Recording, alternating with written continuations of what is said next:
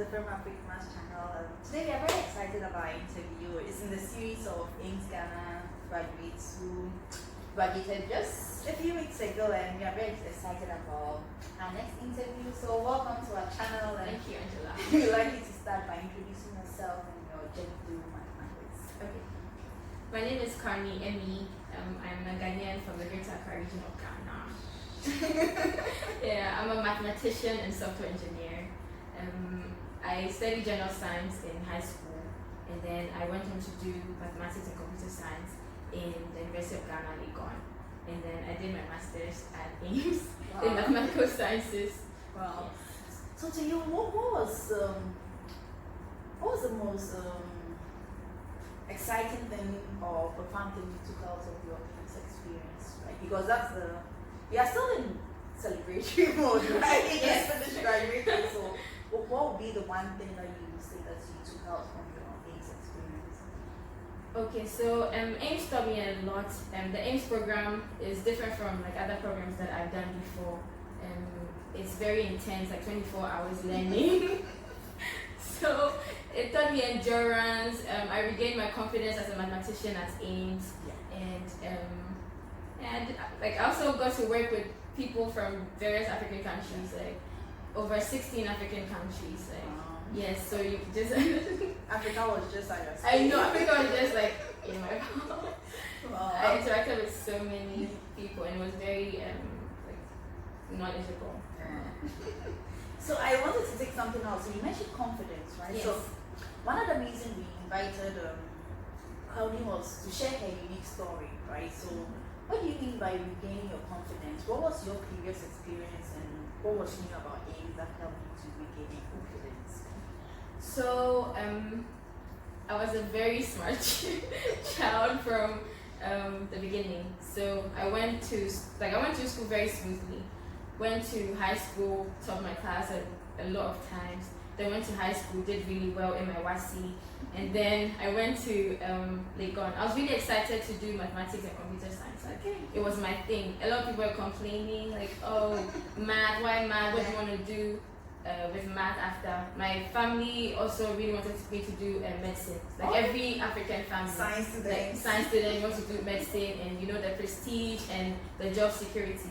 But I was like, no, I really want to do this math thing. And a lot of people motivated me. There was my grandma, like my number one supporter. And then I had this extra classes teacher too that would give me extra tutoring after school.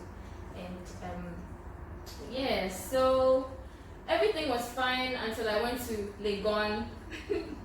And then I lost my grandma, my number one supporter. So you can understand, like a lot of things happened, and my grades were just going down. And I didn't have mentors like how I had them like from my previous in my previous education.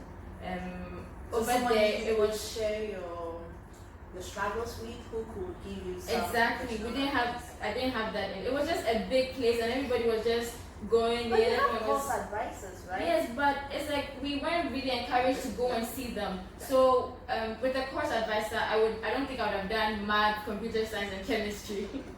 I'd have probably done math, computer science, and stats. But I did chemistry because I just felt I love chemistry. But I should have, if I spoken to a course advisor, I would have known the kind of combination to do that would help me. Yeah. Yes, but then that encouragement to see them wasn't there. So we're just like small fishes in a big place, and just like everyone doing their own thing. And it was just so hard for me. It was just really hard for me, such as, and my GPA was just going down. I managed to get it to a stable place, but I wasn't really happy with what I graduated with. It was okay, but I wasn't really happy. Yes, and there was that constant, you're a woman doing math. Like, people would see me in the department, and then, what are you doing here? Are you sure you do math? Because you see, because, I'll probably also dress differently too. When you do math, people expect you to look a certain type of way. They want you to look ratchet, wear, that kind of thing, not have swag. So I always had that problem. So people always said, are you sure you do math? It was just too much for me, and it didn't really help my grades. So when I came to Ames, so like I said, I was really down at the bottom. That's how I saw it to myself, because I know I could do better. So when I came to Ames, I made a promise to myself that I'm going to really do well. Like I was looking at the prize, I'm going to get it. It wasn't really about the prize, but I loved it. Like the second chance that I was given, yes. I wanted to win this time around. Like I wanted to do things differently. And I'm really happy I went through that experience because I gained my confidence back at Ames. Like it was just an amazing experience. I've grown and I'm a different person now. So I'm sure a lot of people relate with this, right? You know, we're in Ghana and a lot of people write their WASI exams maybe 5 times before they even get a pass, right? So you had a second chance to prove yourself, right? So what key things do you think helped you to achieve your life? Anyway, I have to add that Crownie graduated with a distinction in her master's degree, and she was one of the 2 females who graduated with distinction in her class. Congratulations! Thank you, Angela. And it was such an honor sitting there watching down to go and pick her away. So it was you could see that you worked towards it and you achieved. So what about the young people who are watching, right? Because it's very frustrating to go through this experience, right? That you put in your all, but it's not producing results. So maybe mention 3 key things, right, that you strategize with, knowing where you were coming from and where you wanted to, which helped you to not only gain your confidence but also achieve your goal. Okay, so the first thing was I had to believe in myself that I could do this. I had to tell myself, yes, I've been down, something happened, I've been down. I needed to forget what happened. Not totally forget it because it's part of me and it's what fuels me too. But I had to just leave it, like it's happened, it's gone. So let me channel what happened into something positive to drive me to move forward. So I told myself I'm going to do this. And there were certain things I was doing back in Legon that I had to stop, like focusing too much on how well I looked. Okay. I would spend hours hours like putting layers of makeup to go to class, and all those time could be used in doing something productive. And secondly, the support that I had from my family, from tutors at Ames, and then my academic supervisor as well. There was always "Come, you can do it." Like I remember when I was doing my project with my academic supervisor. Mention name. That's Dr. Michael Scarra. Okay. Oh, physics. Right? Yes, physics. Yes. So I did physics, but that was way back in high school. And I came to Ames and I was taking all the physics course. Was the support. The support system was really strong from my family, then to my tutors and lecturers, and then especially my academic supervisor. That's Dr. Michael Scarra. Okay. Hope he's watching, so he's yes. Okay. Yes, he was very encouraging. I had never done any physics before, apart from my high school physics. Then I came here at Ames, I was doing all the physics courses, and he taught me quantum computing and quantum mechanics. And I've never done any physics before, and think of going a step higher, like advanced level physics, or doing quantum mechanics and all that. You did some practical things. Yes, right? We did some practical physics too, where putting some diodes together and then lighting some stuff. It was really cool. I think we're trying to measure Planck's constant. Okay. Yes, and it was really nice. I remember I'll do something, to me, I felt it was very little, but he would be like, "Oh, you did so well, like this was good." The encouragement was really, really strong from him during my project as well. Like, I remember I was working on something on Shor's algorithm, and it was so new to me, it was so complicated. I'm like, what's all this? It had math, it had physics, it had programming, everything was in there. I mean, I really loved it, but that particular Shor's algorithm was very hard to understand. We had little time, so I struggled a bit. But he always like, "Oh, what you've done is amazing. Like, I love how you did this. You can take this out." Like, it was really cool. And I think that's some of the things that we lacked in Legon. Like, my time in Legon for me, the support. So it really okay, so it was a missing ingredient there, but yes, you now have I had it here. So it really helped. Made a difference. Exactly, it made a very big difference, and it helped me get back on my feet. I regained my confidence. Like, I could talk math now, confidently. Even when I'm wrong, I could say it confidently and accept correction. Yes, exactly. But I would always voice it out. Yes, and I actually say at first I couldn't say I was a mathematician because I just felt it had to be for the professors. Like, you needed a PhD in math before you say you're a mathematician. But now I confidently say I'm a mathematician because I think I am. And the idea that mathematicians are like those raggedy ratchet people. Like, I don't think it's true. A mathematician is only someone who's analytical, a problem solver. Like, you find problems and then you find solutions to them. And then maybe one difference between us and then somebody else would be the fact that we like to ponder over things for like a long time until we find an answer. So the resilience. The resilience, yes, and exactly, and that's who a mathematician is. And also, thirdly, reading about the history of mathematics really helped me a lot. Okay. Yes, I actually had a book, Cracking Mathematics, and it had so much history about almost every mathematician that existed from ancient Egypt through the Babylonian times, like all the mathematicians, and throughout you hardly find female mathematicians. Yeah, very few, So right? yes, maybe Hypatia, yes. And I actually really liked Emily's story, Eminota's story. I think she's the greatest. Very great female mathematician. So seeing that there was a female doing all that, because around that time they couldn't really they didn't want to admit female exactly. She had a lot of challenges, but she rose above all of them, and then she was really, really great. I think Einstein described her as one of the most brilliant mathematicians he had ever met, like a whole Einstein. So you can imagine. So that also, yes, it really inspired me. It really inspired me. Really, really inspired me. And yes, it helped me first to gain my confidence back. So, do you have someone you look up to, like a mentor? You've mentioned your supervisor, your AIM supervisor, but is there someone else who has really motivated you and encouraged you along this journey? Because we want to put our mentors like you out there, but we also want to acknowledge the work that mentors do in shaping us to become who we are. So, do you have one? Can you, in a minute? So mentors, I have a lot. I know, so mention one. Of course, not so I'll say my grandmother. Okay. I'll say my grandmother. Like, she also came from like a very low background. Like, she didn't do math though. She was a trader, but she lived in Jamestown, the Ghana community.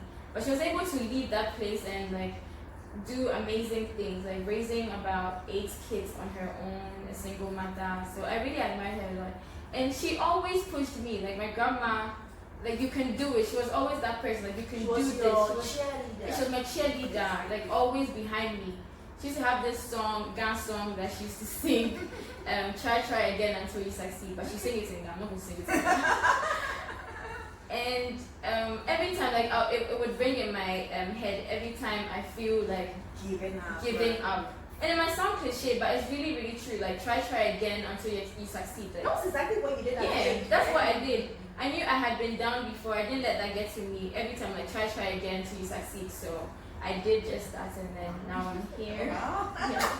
So you mentioned you were a software developer. You were what else? You mentioned as well software developer. So what are you doing now? You have your master's degree, right? What are you doing with it? Are you going to work directly in maths, or you're going to now apply your maths skills in something? So what should we look out for? So I think ultimately I want to apply my math skills. Okay.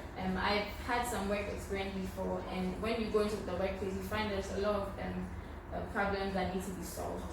And as a mathematician, like previously, you think, oh no, some things are not for you, just stay away. But like I said, once you're an analytical thinker, you love solving problems, even leadership, it's all connected to being a mathematician. So I would like to work in an industry one day. Okay, yes. Okay. So what kind of industry? You don't always watch it, right? You could be offered a job. Yeah, so I'm a mathematician, I'm a software engineer, but I'm looking at taking managerial positions in any company, finance, education, because I feel I can make like more impact as a manager. And taking the industry immersion program, like participating in it at AIMS, also helped me. So the ESMT. The ESMT program. So you came as a mathematician, right? So what do you think it added to your skills or your knowledge base? So when you do so much pure math and you're just math. Yes, you can solve the find x and find y's, and you can do the algebra and all that. But we're in Africa and we see there's so many challenges, and a lot of we need mathematicians, we need mathematics. So I think my goal is to find problems and solve them as a mathematician, and I'll need to work in an industry, but I didn't really know how industries worked. Oh, so the transition. The transition, yes, and that's where ESMT came in to bridge that gap. Yes, to let me know what I can do for industry as a mathematician. Exactly. Yes, the pure math is very hard for people in industry to understand all that. So you come in to yes, to tell them what is needed, how to use the math and all that. So wow. Interesting. So it was just for you, it was just perfect, right? Because you needed the math, but you also want to work in industry. Exactly. Right? So you now have. Alright, so we should watch out for you. You will be managing soon. Yes. So, okay, so soon we are almost coming to the end. But before we go, we'd like you to give a message to the young people watching us. So we have audience from all over the world, right? So people watch us with different age ranges, but we want you to encourage them, right? So you mentioned that it's important for you to see people who are doing similar things, for you to believe that you can. So when you read about the history of mathematics, of maths, you realize, oh, okay, so these people were normal people like me, right? And they went on to. So we put your videos out there so that young people who might not even be in your personal space will see your video and be inspired. So what message would you give to them to inspire them? Because what you went through is the normal experience everyone goes through, right? You don't always succeed, right? You go through failure, but you also have to re-strategize to come to success. So what encouragement would you give to them? Because you mentioned the supervisor encourage you and all that stuff.